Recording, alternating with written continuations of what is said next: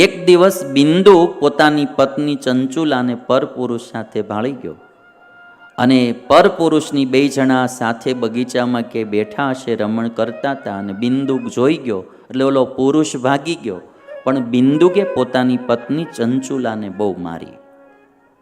ત્યારે ચંચુલાએ એટલું કીધું કે તમે પરનારીનો સંગ કરો છો તો મને દુઃખ નહીં થતું હોય? કે તમને જેવું અટાણે દુઃખ થાય છે એવું મને નહીં થતું હોય? માણસને કેવું છે, પોતે ભૂલ કરે ને એ એને લીલા લાગે છે, બીજા ભૂલ કરે તો એ એને ભૂલ લાગે છે. એટલે આપણે કહેવાય ને કે એમ પોતે કરે તો લીલા ને એમ, અને બીજા કરે તો કેરેક્ટર ઢીલા.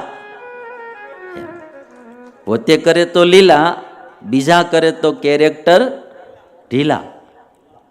એવું એવું આ બિંદુ કરતો હતો. એટલે એની પત્ની કે તો મને દુઃખ નહીં થતું હોય.